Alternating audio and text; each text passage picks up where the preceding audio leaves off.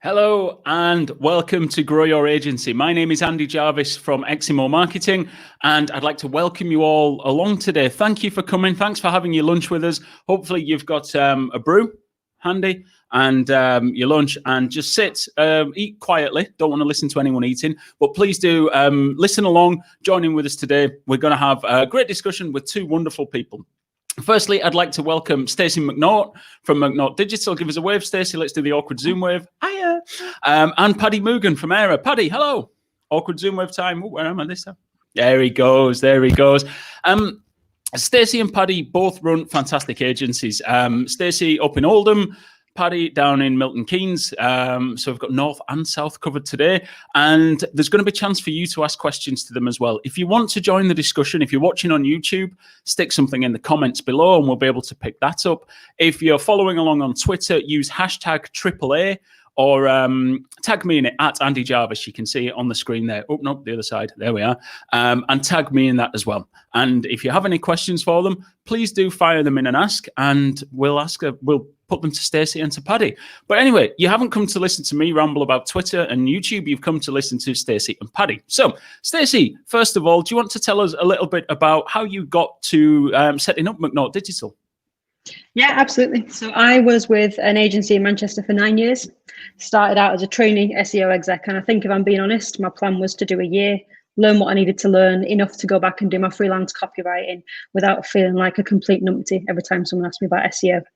9 years later, I was still there on the board. And around the time I started thinking about setting up solo was just after I'd had my second baby. So I was thinking, like, the commute is quite lengthy, and driving into Manchester city centre makes me angry. It shows the worst of of humankind. Grappling over a parking space, being in the office all day, getting home just in time for bedtime if the traffic was okay, 10 minutes with the kids maybe, and then working again in an evening. It just wasn't the lifestyle that I wanted at all. And the other thing was becoming slightly more senior and sort of increasing in seniority with an agency with a fairly traditional hierarchy generally means less hands-on and more managing people to do the work that you enjoy doing. So I wanted to be hands-on. I wanted a career that worked for me and my family. So I decided to go freelance, and freelance kind of accidentally turned into what I would call a small consultancy. So it was driven by lifestyle desires, really, and then accidentally sort of grew beyond just me. It's interesting you talk about that sort of moving into seniority and moving away from the stuff that you really enjoyed doing. On the podcast recently, I had Zaid Al-Kassab, the Chief Marketing Officer of Channel 4, and we talked about that. How many sort of promotions did you go through before you started to look back and think, actually, I'm miles away from where I wanted to be and the things I enjoyed doing? It took me a while, I think, to get there with the self-awareness to realise that actually I hate managing people. But I think my first promotion was within about a year, went through. So it was digital market manager, head of search, and then search director. And I think it was probably just before I took a director's role, I'd really questioned actually whether it was the right thing for me, and did, that really sensible thing of not thinking it's quite right, but doing it anyway. So that works out really well. But, it was probably about, probably 3 years after becoming head of department when I realized that the thing that I think is bothering me is that I'm not doing the thing I enjoy doing the most. But it took me a while. It takes me a while with self-awareness. Such a self-aware comment as well. Let's chuck the same question to you, Paddy, not about self-awareness, but how did you get to launching your own agency?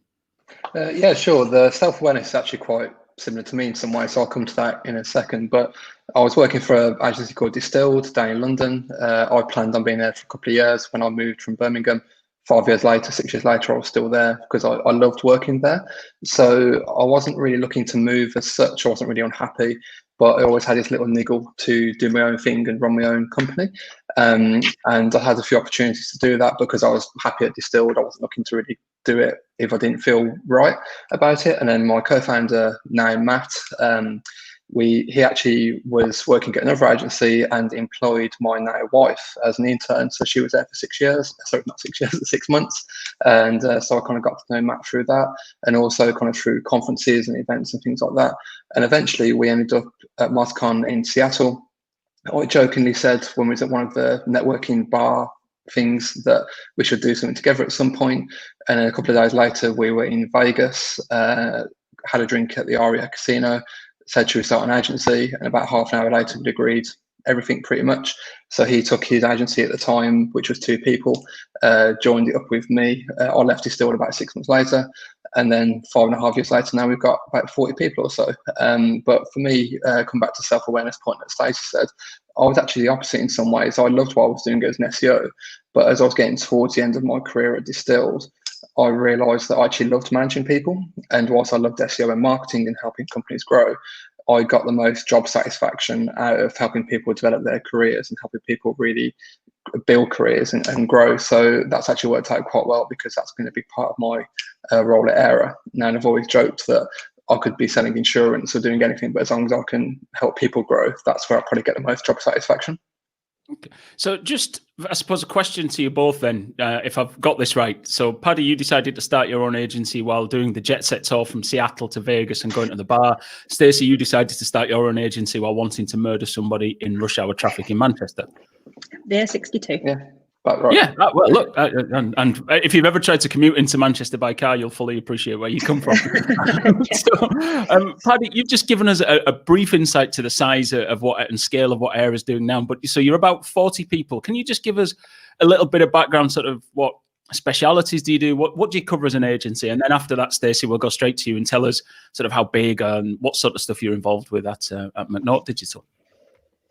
Yeah, sure. So essentially our roots are SEO and PPC. So that's where we've kind of grown from.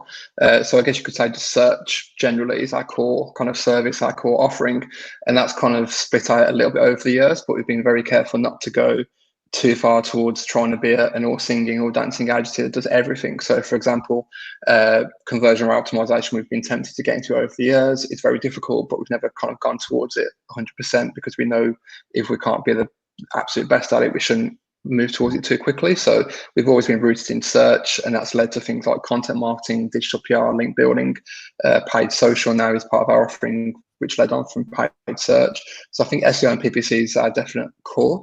We do bits and pieces of web dev as well, but again, we don't kind of hang our hats on it, because we're not going to go out and build the new John Lewis website or anything like that, but we want to keep our core focused on marketing. And what we're starting to move towards now is essentially trying to almost remove the services a little bit and saying, look, we help your business grow online. And whether that's through search, whether it's through social, could be email or automation, whatever it is, we're trying to focus more towards that now as kind of the core, and then offering and plugging in the services that kind of fit around that. Okay. And Stacey, what about at MacNaught? Yeah, so we just do SEO and content marketing. If someone comes at me with like dev requests or PPC, we refer on, and it happens quite a lot. Just because for me to sort of run any business that provides a service that I'm not completely comfortable with, then comes back down to me having sort of really quite strong people management skills again, and I'm sorely lacking in that department. So I really only want to be managing people doing something I understand inside out. So I know exactly what I'm asking them to do, how achievable it is. And we just specialize. So we avoid any temptation when someone comes in and says, oh, but I've got this great budget for this, but it's PPC, or actually I want to spend X thousand on a website. Do you fancy it? I don't even want to get involved in outsourcing it because I just don't understand it well enough. Yeah. And what does success look like? You know, when you sort of said, right, we're this size of an agency, I know this is where I want to peak. Where does that sit for you, Stacey? So I don't think it's a size thing for me. So there's 6 of us full time now, and a couple of vacancies out. But in my head, 8, 9 people, it's about the size when I was happiest agency side, when everybody was involved and everyone was hands on. So I think that for me to be happy doing this, that's around about the size that we need to be. Personal goals, I think, like, you know, for us, when we talk about growth, we're talking about growing revenues and profits ultimately, and finding different ways beyond just client work to do that, like using our skills for some of our own projects, which has been quite exciting over the last few months. So for me, success just looks like everybody being happy, working somewhere, everybody earning well, and me actually having the flexibility around my life to know that I'm not going to look back in 5 years and think, well, my kids are now pretty independent, don't particularly want to sit at home and snuggle with me all day, and I've missed it. You know, that for me is really important. So the flexibility. Okay. And talk to me as well about some of the people you've hired, because you've had some interesting hires, and I know I don't think it would quite work for my business. Yes, my first hire was my mum. That was when it went beyond just me. And actually, when I was freelancing, she was helping me out with a few bits here and there, just sort of on the side. And I asked her about like possibly freelancing for me. And she was like, well, I can't with a commitment with my current job. And then she just started like changing my email templates, getting better results than me. I was like, just, I'm really quite enjoying it. So at the point at which she was thinking about a move away from her current job, which is totally different to this, she was working for a company called I2I, who place like long-term unemployed people in work. At the point she was thinking about moving away from that is the point at which I was thinking I might need some help. And so I just said, right, do you want to give it a go? Here's the ground rules. So yeah, mum was my first hire. My husband's in the business full time now. I've got 2 cousins in the business and a copywriter who's not related, but she feels like she is now. What about you, Paddy? Because you mentioned your wife was involved. That sounds quite strange, doesn't it? Was involved with your co-founder. You know what I mean? Anyway, Paddy, quick, save me, talk to me. That could have gone very weird very quickly, but yeah. So she's a freelancer, but she used to work for Matt as a copywriter and kind of social media person. So she does that freelance now for herself. She does bits and pieces for us if we need extra help on projects, but that's kind of few and far between these days. But yeah, I think we've definitely hired relatively quickly in the early days and more slowly in the last 12 months or so, 12 months or so. But yeah, so far no family members, and definitely not my mum. She works at Morrison's. I think I drive her mental more than anything else. So you've gone from, like you say, a handful of people in the early days, Paddy, to 40 now, which by most standards is a fairly big agency. Where are you going, and what was behind that quick growth? I think that where we're going is an interesting question, because I don't really know. We're just trying to build a good place to work and do good work. That's literally it, and that's been it since day one. And I think that we've kind of gotten to that point partly through a lot of luck and partly through trying different things. But in the early days, it just kind of happened because it worked out. We was very, very good at retaining clients. So for the first couple of years or so, in particular, we just didn't lose clients. We did a very good job for them. We hired in the early days very senior people very early, which was a very deliberate move to try and make sure that we did the best job possible.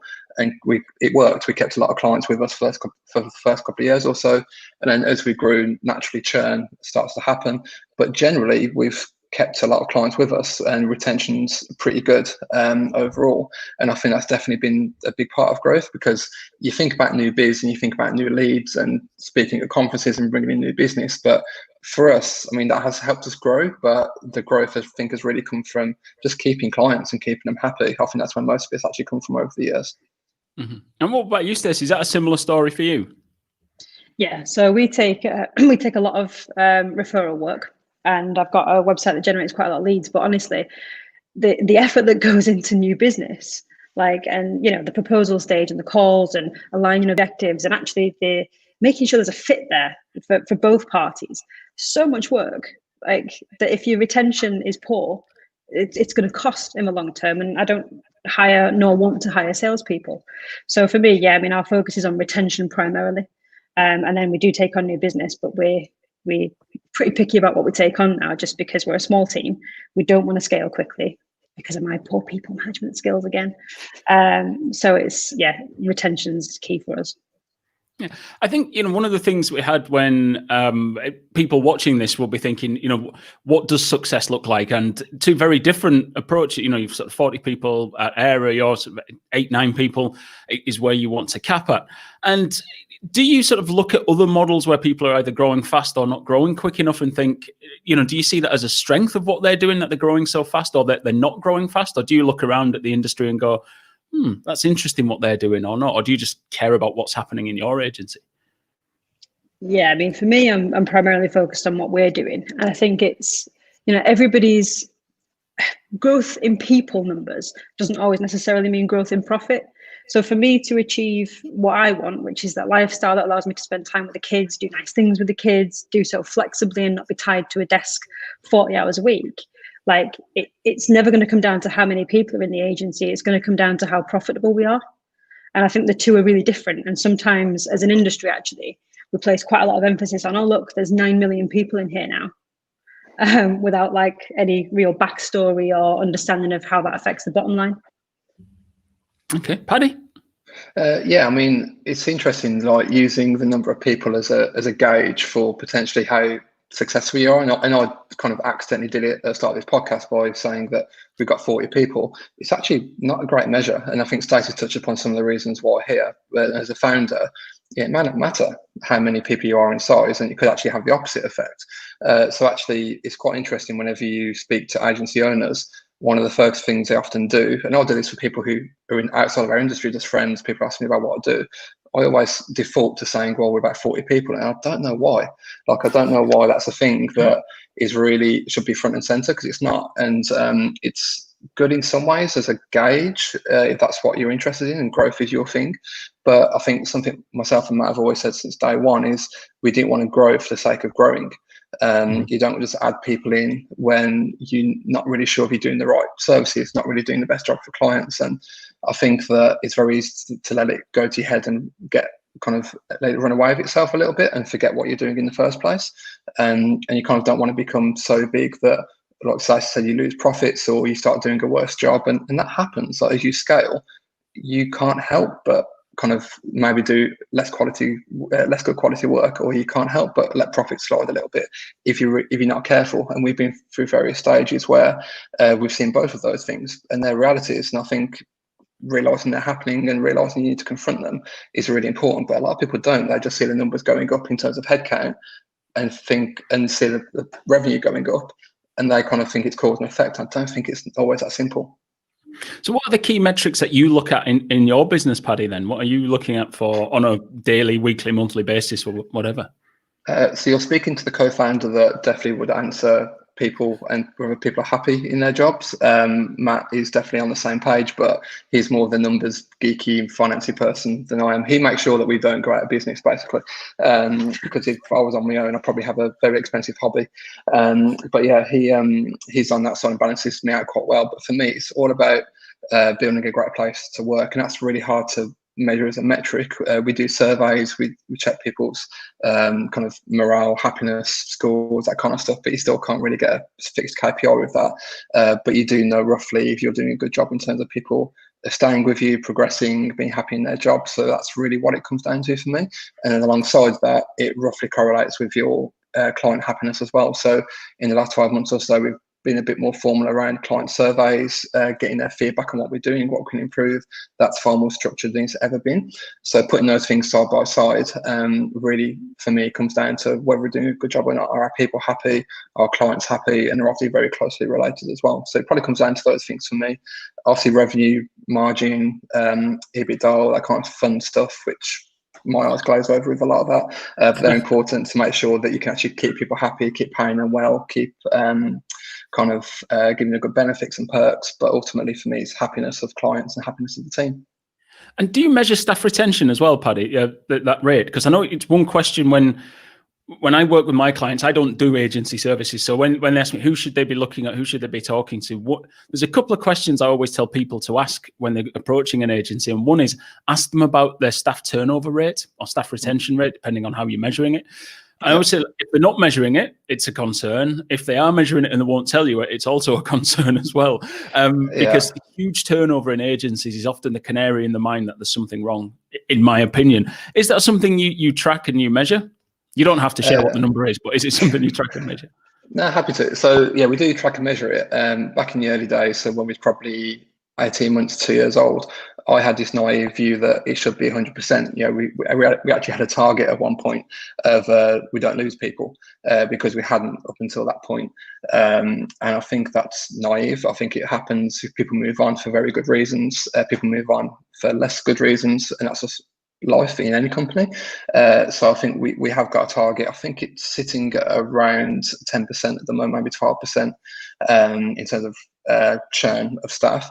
But the more important thing is the reasons behind it. You know, if someone's leaving to step up into a good new career, if they're changing career, if they've seen an opportunity they just can't turn down, we can't hold that against them. I mean, even though you may be frustrated and annoyed that you've lost a good person, often there's very good reasons for it, so you can't get hung up on it too much. I always dwell on these things and try and learn from whatever we can, but it happens. But from a client perspective, yes, it is a bit of a canary in the mine, because we do get asked about it. And I think particularly if you're the more client facing you are, so things like account managers, those kind of roles, you don't want to be having 4 or 5 different account managers over the course of a year, right, or anything like that, because that's going to potentially lead to kind of problems, or people having to go through the same questions, same processes twice. So I think it does help to ask about that, but I guess I'll just remember that people leave for good reasons as well. Okay.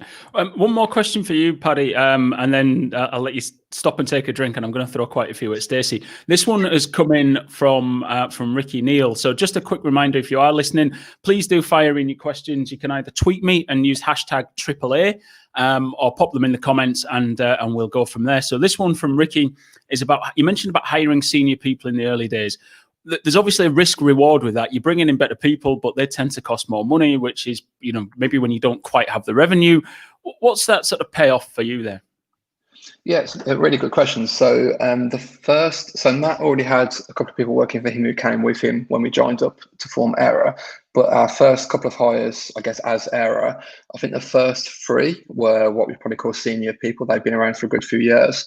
One of them came on board part-time. She was looking to split her time between her own stuff, freelance, which worked out really well for us. So even though you're on a senior salary, when you prorata it to part-time, it's not quite as expensive. So that worked out quite well for us. And the other 2 hires as well, yeah, they weren't mega expensive, but definitely more than juniors. And in the early days, that is quite scary because you're taking on big salaries quite soon. But I think what we did have was a couple of clients where they gave us a bit of buffer. It gave us a little bit of confidence. So we couldn't just go blindly hiring anyone, but we knew that these clients were quite secure. We knew that new business was coming in, the pipeline was good. So even though margin was taking a slight hit at that point, we were quite confident that the pipeline was there, clients were happy, so it didn't feel like too much of a risk. But again, the focus really was, let's just really make those clients happy. And to do that and to keep them in the long term, we've got to take a bit more of a risk and hire those more expensive people.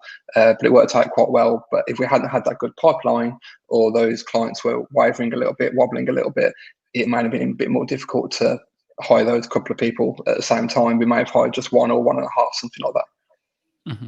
Okay, no, thank you for that. Thank you. And Stacey, so let's roll back what feels like 5 questions ago now. What metrics do you look at in MacNaught and say this is what we're looking at and measuring as success?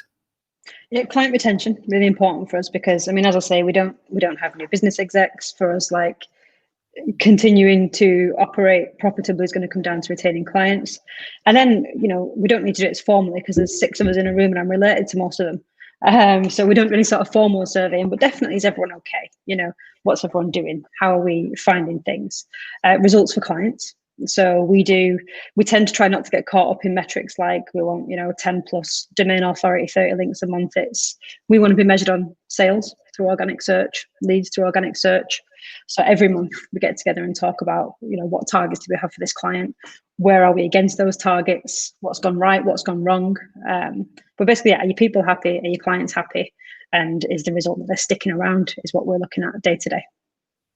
Yeah. Okay. And when you look at sort of client retention, that tension between growth and retention, you're fairly well known in the industry. I think both of you from speaking, which is how we first met. Is that sort of part of your growth plan then, to go out and carry on doing events to bring in new leads? I know you said you get leads in via the website, but is that sort of part of the DNA of the company to keep reaching out like that for new business? We don't really do much outbound at all. I really like doing events, and actually, while this year it's been quite nice not to travel as much, like, I'm really missing actually seeing real people without having to wear a microphone face to face. So I think that I'll continue doing the events for a few different reasons. I think that profiling is quite healthy if you've got a business that's centered around yourself. But equally, like, of the new business that we get in, we actually probably only get to a point where we're writing proposals for about 10 or 15% of inquiries that we get. So it's definitely not the primary focus for us, just because I know that if we take on every inquiry we get, then we haven't got enough people. And that's when I'm going to need to start stacking people up. And that's when there needs to be somebody in here who's a good people manager. And no, there isn't one. So for me, you're very harsh on yourself, Stacey. Honestly, I'm just not the person you want managing. There's a lot of people. Like, I think there's a difference between mentoring and managing, and I quite like mentoring, guiding, supporting, but the traditional HR-y elements of people management and micromanagement give me migraines. Well, let's talk about something else, which is on the really boring end of the agency spectrum. Let's talk about processes. I love a good process. At what point, Stacey, did you sort of go from, as you were growing and bringing your mum on board, did you then have to start formalizing processes and sort of start building up a structure to what you do rather than just you doing it? Straight away.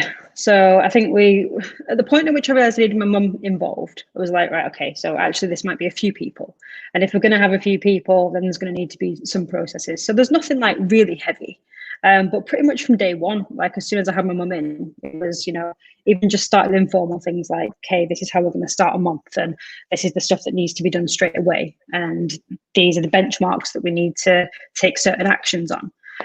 But we probably overdid it early on, more than we needed it. And certainly we don't need anywhere near the processes that you'd need to run a 20, 30, 40, 50 people agency, but we still have to have some. I mean, I'm hoping to get to the point where maybe next year where I can go away and go more than 12 hours without checking my email. It's the dream. It's absolutely the dream. So, in fact, I put a tweet out yesterday morning and got a couple more ticket sales for today's webinar, because I pushed it out and said, agency workers, I know you're working, it's Sunday morning. Agency owners, so I know you're working it's Sunday morning. And within 3 minutes, my email lit up with bing, bing, bing with tickets. So, people are there. And look, I think it's part of the job of that labour of love of starting your own agency. What about you, Paddy? Where did you sort of first hit the ground running on the process scale? Was that straight away when you got together, or did you wait until you had a few more bums on seats? It was definitely more bums on seats. I think it was probably at least 3 to 4 years in before we really took them seriously. We made one hire in particular that was a very senior hire, where we brought him in deliberately for this because he was very strong at this. We weren't that great, so that's helped a lot. It's difficult though, because even now, we've got better at a lot of stuff in the last couple of years with that particular hire and just growing up as an agency. But sometimes you can let the process kind of get in the way a little bit and forget what it's there for. And I think you're potentially taking control and autonomy away from people by making processes too onerous. And I think really what processes are there, or should be there for, is just minimizing the chances of screwing something up and basic mistakes, basic errors. It's more to be a checklist against those and stop those kind of repeatable errors happening. Whereas the more creative side of what we do, the forward-thinking stuff, it's hard to put processes in place for that. And so to some extent, you shouldn't try too much or get too hung up about it. But for example, things like technical SEO processes, there's a lot you can do there to make sure you don't forget things and don't forget the basics. At the same time, that kind of instinct of just looking at a web page and just knowing why it doesn't rank, or looking at a set of search results and just knowing why certain sites are where they are, you can't really build processes for that. And that's a big part of what we do. So it's understanding that balance between what you can put into a process and what you can't. And I've definitely got to the point sometimes where I've forgotten that and kind of put something in place. And also when you run an agency, you forget that someone else has got to pick up this process and use it. If they're not on board with it, or they don't really want to use it, they're not going to. It can be the best process in the world, but you can't force it upon someone else. And again, I may or may not have learned that the hard way a few times. May or may not have learned that the hard way. Look, and it's probably an interesting segue for me, at least anyway, just to give a quick mention to the AAA work that I do, which is with agencies, usually with fast-growing agencies. And absolutely right what Paddy says about making sure processes are there to help people do their job, not to get in the way of what they're doing. I work with sort of growing agencies, those that have usually hit 10 people and then going up and up to 20. And again, we've talked about maybe that's not the measure of success, but it's just an example of where it fits. to help them put in a strategic process of working with clients and getting the right information off them, asking better questions and doing it at the right time. There's a link on the screen, eximomarketingstrategy.com/agency-growth strategy, which is easier to read than it is to say.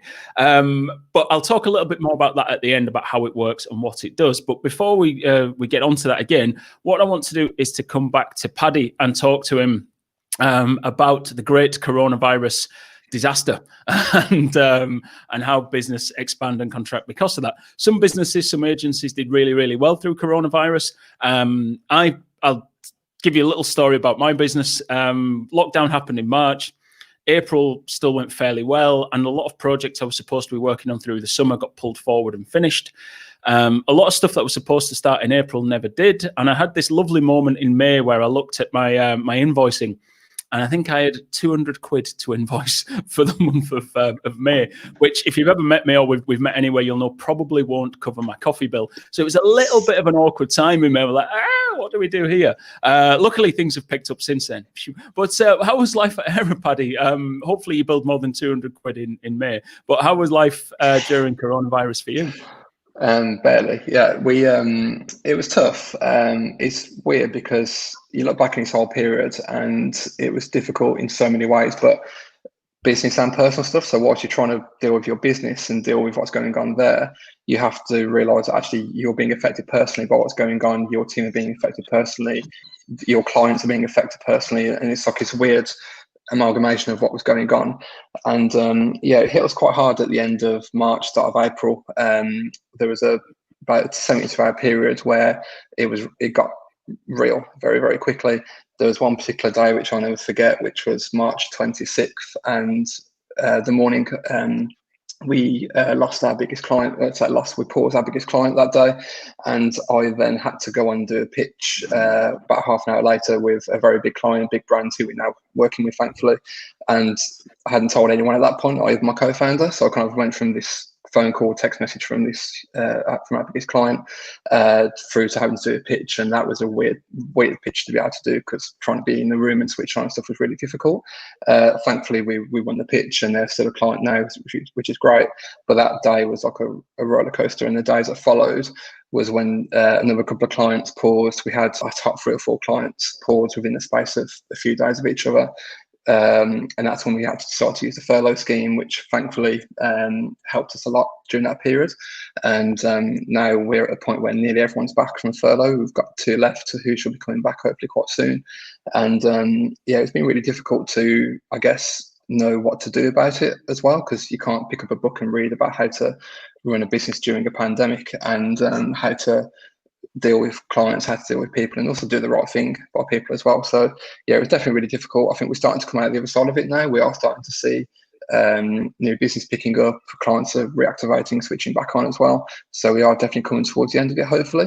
But it's a very difficult period to be running a business, and I think overall we probably lost about half of the business in the space of a couple of weeks.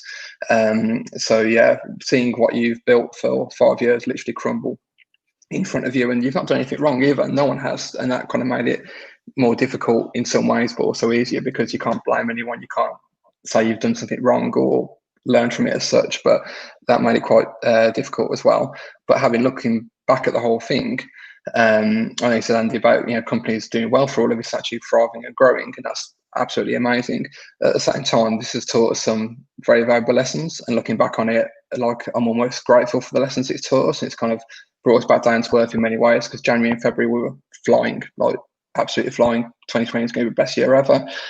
Corona hit, and now you're like, wow, okay, just like that, it can change. And there's nothing like bringing you back down to earth and making you grateful for what you've got than losing half your company overnight.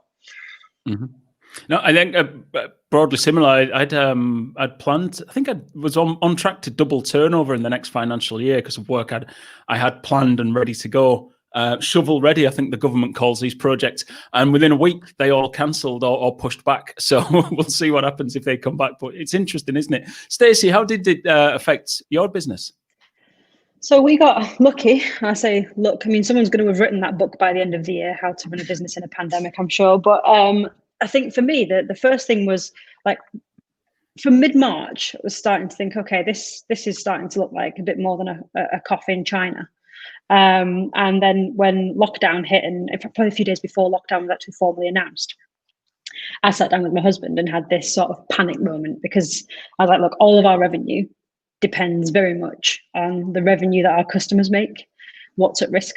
And I think the thing that probably paralyzed me initially is actually, because before a furlough scheme was announced or anything, I was thinking the worst case scenario in my head is redundancies. And that actually means removing the income of your family in my case. So I was like, oh, crap. We actually got really lucky. So we had a client in dancewear who halved actually their budget because dance schools are closed. And we had a couple of travel clients who paused their work. But actually on the whole, our mix of clients was relatively unaffected. So we were okay in the end.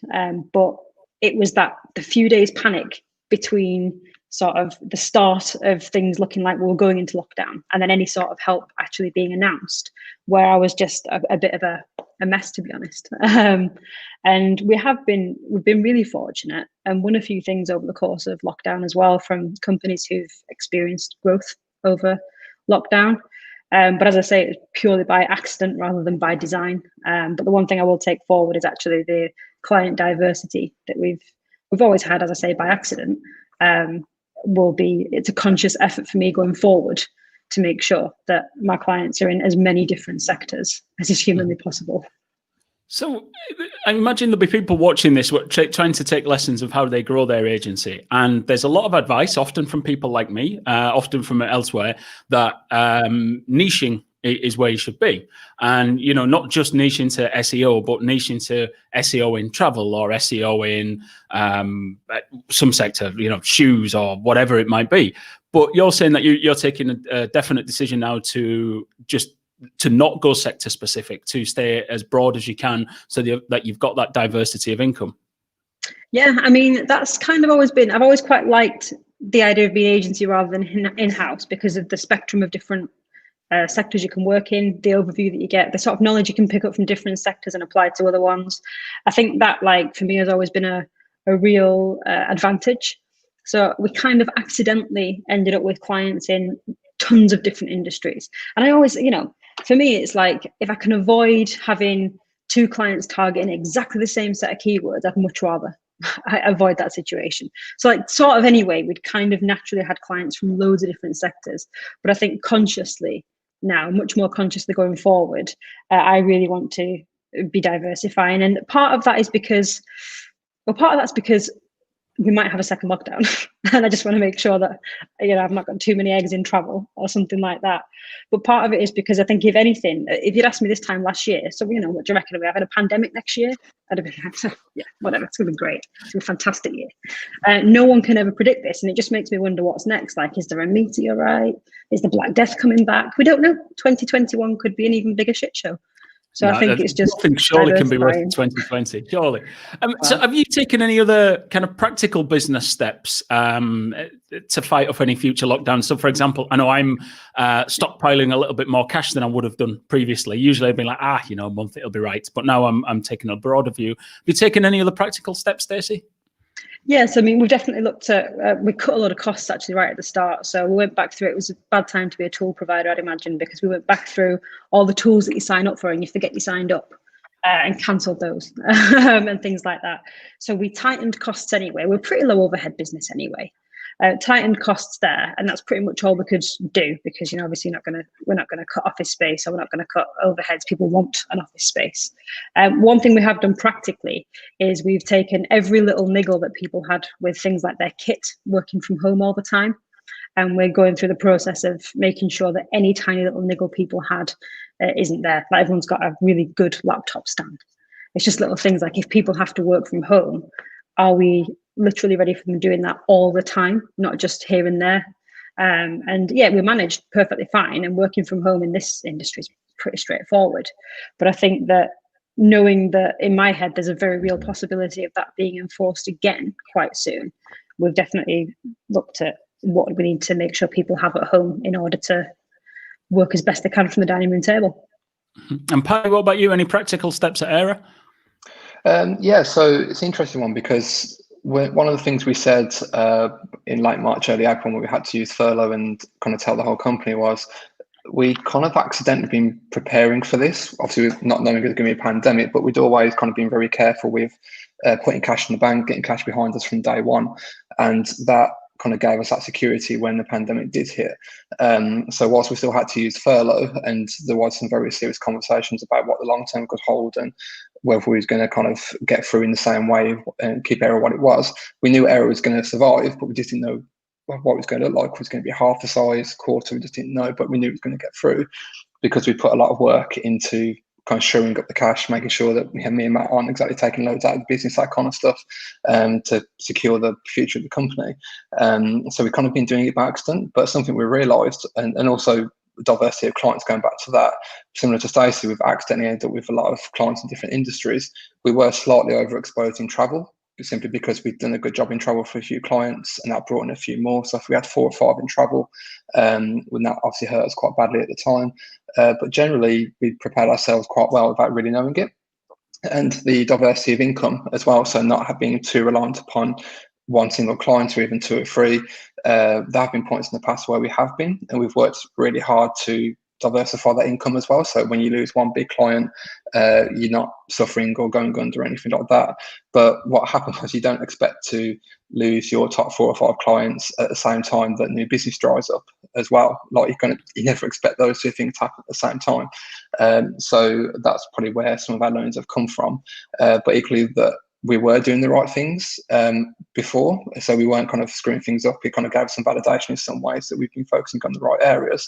One big area that we have definitely looked at a bit more seriously, even though it's still really hard to enforce sometimes, is contracts. And we had a few too many contracts that were a bit too easy to get out of very quickly in terms of the length of contracts. And that's a difficult one because we did have some that were long term, but if a client's business is going under, what are you supposed to do? You're not going to hold them to it. You're not going to put someone else out of business to get your own invoice paid. So even though we are a bit firmer now on contracts, so we are trying to secure them a bit better, you can't always account for that in a pandemic. If someone is suffering, you're not going to hold them to it. Mm-hmm.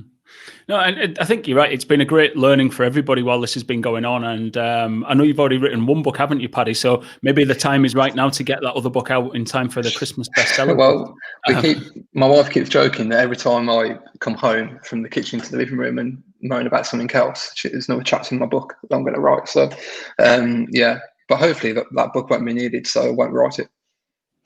Fingers crossed anyway. Fingers crossed. Look, if you have a question for Paddy and Stacey, please do. You can tweet me, which is using hashtag AAA or at Andi Jarvis. You can see that on the screen.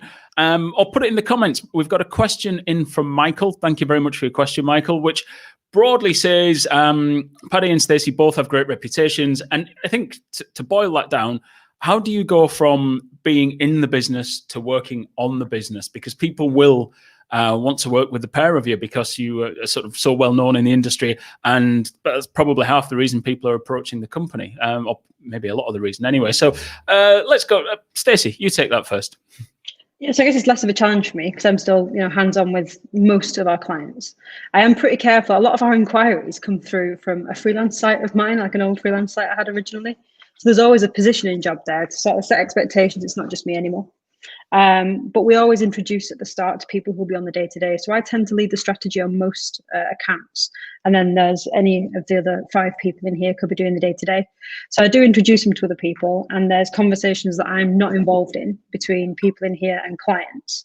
But, I think there's a positioning job at the start. I think if someone's talking to us because they sort of want me almost as an in-house consultant on their account, it's with the wrong fit. So I can make a recommendation for the freelancers and things like that. But what I'll sort of explain is, here's my role, but actually here's 5 other people you're going to hear from on different things day to day, and have that conversation at the start. If it's not right, that's not what they're after, then there's not going to be a fit there, and it's going to be hassle in the long run for both parties. So we just have the conversation at the beginning and be really clear on it. And obviously people do over time sort of say, well, the conversation that should be happening with someone else might start again with you. And I think that happens whoever's in an agency. People tend to default to wanting to speak to the most senior person that they've dealt with. So it's just a case of reintroduce the right people and reiterate it. But most of the time, it's pretty smooth for us. Mm-hmm. And Paddy, you've obviously got a different scale of agency, and a lot of your team are forging their own reputations as well in the industry. I've seen many of them, Shannon and Jasmine, I think, speak at various events, and others as well whose names escape me at the minute. Aoife. There we go. So you've got a lot of people sort of raising their profile as well, but you still may well be the best known person there. Is that still a problem for you, or is it different now you're so big as an agency? Yeah, so I guess my ego hurts a little bit here, but it's not as big as problem as it used to be, because of the people you just mentioned. And one of the things I love is helping them speak and helping them get more kind of reputation in the industry. So that's one part of my job, is to help them with that.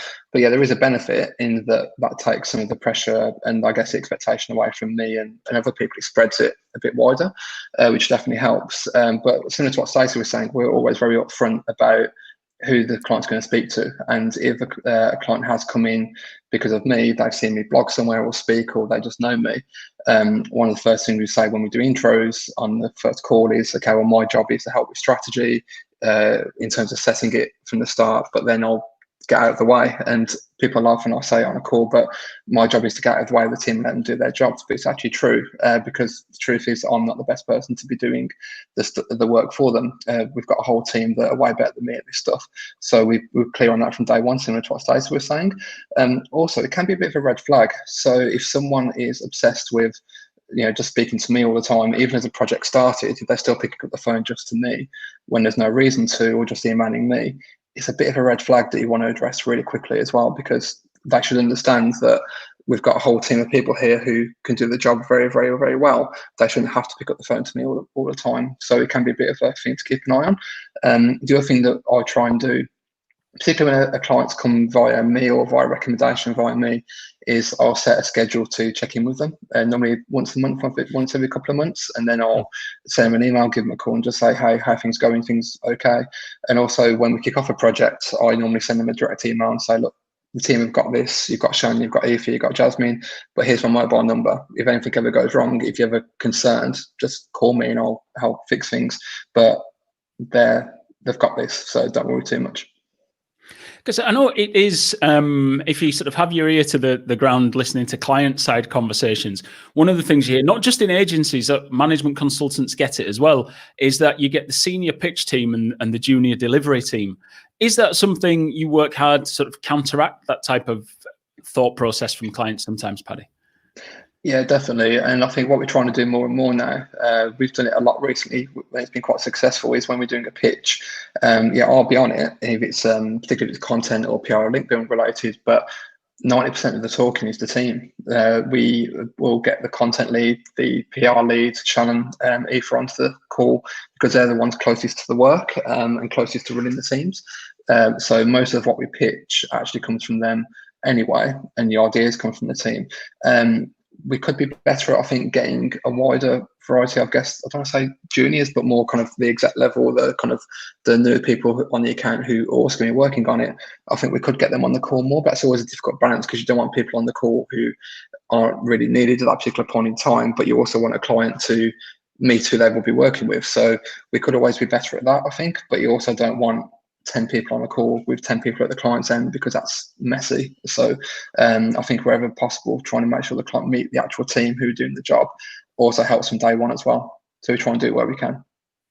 Great. And I think you've already touched on this, Stacey, about having other people involved, and you're a smaller agency, so maybe it's easier, but are you very clear from the start that you have other people on the early stages of the project?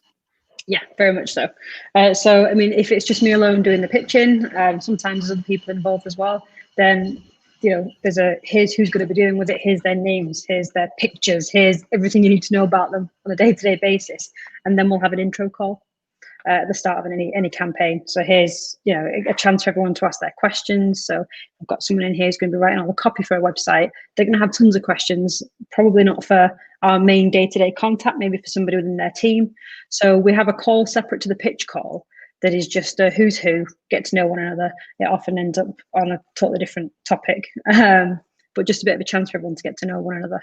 And actually that's kind of been easier since lockdown, because it's impractical to drag everybody off to a meeting in London or central Manchester or over Liverpool all the time. but it's actually not particularly difficult to get everybody on Zoom or a Hangout or something like that. So we've actually found it a bit easier to introduce people since lockdown. Okay, great stuff. Right, if you want to get a question into Stacey or Paddy, you're running out of time, so now is coming up to your last chance. Hashtag AAA on Twitter. Just before we go into the last couple of questions, I want to tell you about two things. First of all, tomorrow you're going to get an email from me about with how you can watch this again if you've missed any of it, but also with a link to a survey I'm doing that I want to push up to people who run agencies about agency-client relationships. What went wrong, what lessons you learned, how you can improve from there. It's supposed to be a little bit lighthearted, but also trying to get to the issues of what goes wrong in agency-client relationships and how we can fix it. So I'm going to try and collect 100 responses to that and get the research out, or the results to that research out in October. So please do keep an eye on your emails tomorrow when you'll get that from me with a link to go and fill that in. Please do be as open and as honest as you can. And give us the gory details as well if you can. And also, if you run an agency that is fast growing and you want to look at how you can sort your client strategy out, please do get in touch. I worked with Evolve Search previously. They got a 6 times return on investment. They got increased staff engagement, and the feedback from one of their staff, it's anonymous, said it's the best workshop I've ever been involved with. I mean, that's the sort of feedback I like to hear. But it'll help you ask better questions, it'll improve your strategy with clients, and it'll help you get better results for them. So if you'd like to find out more, the link on the screen which talks you through the program, or just get in touch with me. I'm at Andi Jarvis on Twitter, Andy with Jarvis with an I on LinkedIn. Just search for me, you'll find me, and you know where to go from there. Right, so back to Paddy and Stacey. So we've got 10 minutes left. We've got a question in which I think we might have covered a little bit already, but we'll ask it from Faton. How did you manage to grow sales predictably and diversify lead acquisition channels? I think it's probably the connection of the two of them there. So Paddy, what was your answer to that? So I guess, firstly, I'll probably say you can't grow sales predictably too much. You can be sure of it to some extent, but I think I wouldn't, again, get too hung up on it. We've actually only just hired our first sales person.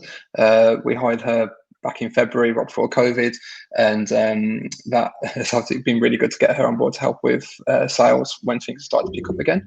But I don't think you can actually grow it predictably. I think what you have to be sure about is essentially that your acquisition methods, that they're as rock solid as possible, but also don't become too reliant upon a single one. So for example, I'm sure Stacey's the same here, we get a lot of business through referrals. We're quite lucky in that regard that a lot of stuff comes to us. We identified probably 2 to 3 years in that we had to diversify that. So we had to make sure that actually we are blogging as much as possible, we're speaking as much as possible, but equally alongside that, if there's a tender or an RFP or something which we should be going for, make sure we're aware of those and diversifying what we can there as well. And we're just starting to do outbound stuff in the last month or two, which we've never done before. So we're trying that at the moment as well to see how that works, just to give us a bit of diversity in what we do, to try and just offset one channel being a bit too, reliant for us. So I love the fact you're doing outbound. I do a little bit of outbound as well, but in our industry, it seems to be a bit of a dirty word, doesn't it? It's like you're doing outbound, you're sending emails outbound, or even I send letters to people, and people look at me like I've got 3 heads. They go, "You do what?" Yeah, physical letter, a bit of paper. But so is that was it new? Did you have any pushback internally? Were people looking at you like you were strange, Paddy? No pushback internally. It was something which we've wanted to do for a while, and with the hire that we made, we deliberately hired someone who got some experience of this in the past, but also someone that had the right kind of understanding of what we do. Because I don't think there's a problem with outbound as such. It's like anything really, so it's the way that you do it. So she's not currently sat there sending hundreds of LinkedIn messages or just random emails. We're very targeted with who we're trying to start conversations with. And I think that there's an element of making sure you go into them with something that is of value. And there's a few techniques that she's using to try and do that, but also acknowledging that we've got paid search specialists, we've got SEO specialists, and bringing them into those conversations at the right time is really important as well, so that she's not kind of having conversations that should be had with a specialist as well, or instead, sorry. So I think it's the way you approach it, and so far it's worked pretty well. We've had some good engagements and good responses, and what's tending to happen at the moment is we're speaking to a couple of companies who have responded very well and said, look, love what you've said, love what you've picked up on. We're not quite looking for an agency yet. We're in a contract or whatever, but we'll come back to you at the right time. And that's fine by us. We're not going to hit it too hard or try and hard sell them. But having an expectation in place and knowing that it's a long game and you can't just send 100 emails, get 5 phone calls, get 1 client, that's not quite how it works. At least if you want to do it with any level of quality. Yep, the good old outbound farm. My favorite LinkedIn message, direct message is where you read them and it's like, I've got no idea about your business or what you do or what your business model is, but I can help you double your business. Like, piss off. Stacey, what about you? How have you diversified? And also I'm going to throw another bit on the end as well. What's your view on industry awards? European Search Awards have just happened. It seems to be that you have to be in one camp or another. You either love them or you hate them. What's your views? I'm going to sit right in the middle and say I'm indifferent. We don't enter them, largely just because literally every working minute of the day we're spending on something else. So like the idea of sitting down and actually writing entries for me is like, wow, it's just not top of my to-do list. But I don't have a fundamental problem with them. I did some of them the agency I was at back in Manchester, so no real issue with them. And I hear from people that sometimes that generates business. So actually, I think maybe if you're looking at all of your lead sources together and looking to make a concerted effort to improve your inbound lead numbers, it might be a channel you'd look at. For us, I mean, I'm in the same camp as Paddy. I don't think sales can ever be predictable. What I think can be predictable and is pretty predictable for us is it's all inbound at the moment. We take all the inbound inquiries. We have filters and qualification criteria that we qualify against. We have processes for taking an initial email, setting a call at what we're looking for. We filter out based on set criteria and actually only ever get to the proposal stage with, maybe 1 or 2 in 10 maximum. And then we know that actually almost everything that we get to the point of writing a proposal for, 4 out of 5 of those we're going to win. So that much can be predictable, but your inbound lead numbers, I think less so. So like, as I say, we're all inbound. And over the course of lockdown, I had a baby during lockdown, so I was expecting it to be quite quiet. Thought that would be quite nice. And actually we had more leads during lockdown than we'd had in the 3 months prior. So I don't think it can be something to predict. As I said, we've not done any outbound. I don't think we will do any outbound just because of the nature of, this is very much a lifestyle, small consultancy. But yeah, I think your processes can be predictable and getting from an inquiry to a sale can be somewhat predictable, but lead numbers, I don't know, what's the science? Where is it? I don't know. Mm-hmm. No, excellent stuff. And Paddy, last view on awards from you. See if we can get something more controversial than Stacey's fence sitting. Sorry. I hated them. Then we won a couple, so I love them now. So more serious answer, I was always unconvinced by them because of the process behind them. You have to give away a fair amount of information to judges who, let's be honest, often sit at competitor agencies. So do you really want to do that? So there is really difficult. Having said all of that, the ones that we've won have helped with new business. I mentioned earlier that we've done the client surveys over the last 12 months or so. It's referenced a lot in terms of not the deal breaker or the thing that made someone choose us, but getting someone's attention or giving them validation. It does seem to play a bigger part than I certainly realised. And it also plays a big part with the team as well. If you go to an award ceremony and you go up on stage and collect an award, those are probably some of the best moments I've had when I've sat next to my team and seen them text their partners or their family with a picture of the award and saying how proud they are, or putting it on Instagram to their friends who've got no idea what SEO is. That's been really good for me. Equally, you go and you don't win, it kind of balances itself out. It's not a nice feeling, but there is that side to it as well. I think there's definitely things that could be improved about them, but I think the awards that we've got generally are as well run as they can be and about as neutral as they can be and as transparent as they can be, but there's always room for improvement, and there's always going to be a degree of skepticism when you can't see what goes on behind the scenes and how they're actually won as well. But yeah, I'm generally on board with them as a whole. I'm supportive of them, but I can definitely see why people have concerns about them. Brilliant stuff. Well, look, we're coming up to the hour mark, so I'd like to thank you both for your time. Thank you to everyone watching and the people who've asked questions. It's been really useful, really helpful to have your input into the discussion. Just a reminder, you're going to get an email tomorrow from me, which is A, containing the links to this so you can watch it again, and B, with a piece of research that I'm starting to conduct into agency-client relationships. It should take about 5 minutes to fill in, not too long. So please do have a look at that if you can, fill it in and send it back, and it would be great. I'll publish the results, as I say, sometime in October.